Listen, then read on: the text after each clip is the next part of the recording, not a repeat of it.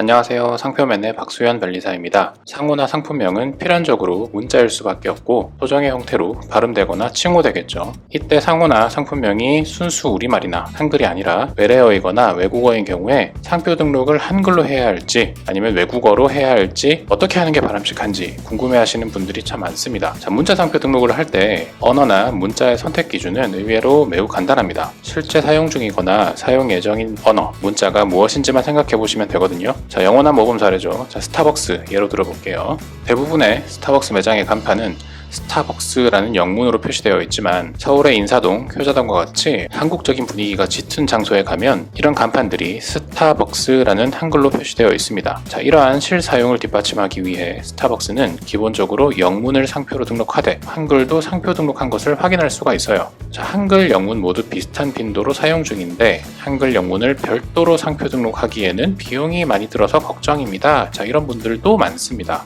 이럴 때에는 한글과 영문을 병기해서 한 건의 상표로 등록함으로써 비용을 절감할 수가 있겠는데요. 참고로 스타벅스는 한글과 영문을 별도로 상표 등록한 것과 더불어 한글, 영문을 상하로 병기한 상표를 등록하기도 했습니다. 그런데 여기서요. 상표 등록한 다음에 등록 상표하고 실사용 상표하고 다르다면 상표 등록이 취소될 수가 있으니까 주의가 필요합니다.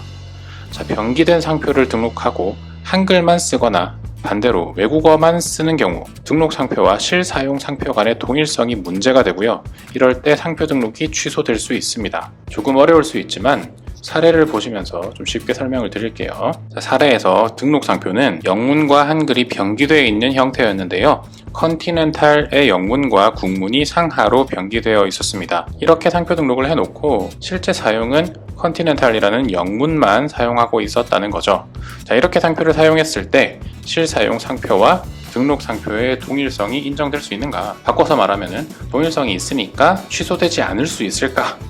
이렇게 보시면 되겠는데요. 판례는 이렇게 판시를 했습니다. 우리나라 현재 영어 보급 수준을 고려하면 블라블라블라 되어 있고요. 등록 상표 중 영문 부분만으로 된 실사용 상표는 일반 수요자나 거래자에게 등록 상표 그 자체와 동일한 호칭과 관념을 일으킨다고 할 것이다.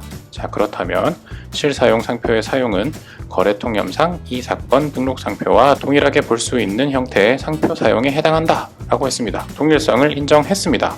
이 사례는 영문과 이를 음력한 한글이 결합된 등록 상표에서 영문 또는 한글만 사용한 경우 등록 상표와 실사용 상표 간의 동일성을 부정했던 과거의 판결을 변경한 것인데요. 외국어와 이를 단순 음력한 한글을 병기한 등록 상표, 이것의 사용주의를 다소 완화해준 그런 점에서 의미가 있다라고 생각이 됩니다. 과거 판결이 변경되지 않았다면 한글과 외국어를 각각 별도로 상표 등록해서 이 중 하나만 사용하게 될 경우에 대비할 필요가 있었겠지만 지금은 특별한 사정이 없는 한 양자를 병기하여 등록하고 이 중 하나만을 사용하는 경우에도 상표 등록이 취소될 위험성은 희박하기 때문에 외국어, 외래어 상표의 경우 이를 단순 음력한 한글과 병기해가지고 등록하는 것이 가성비 측면에서는 바람직하겠습니다. 여러분들께 도움이 되셨기를 바라고요. 다음 영상에서 또 인사드리겠습니다. 고맙습니다.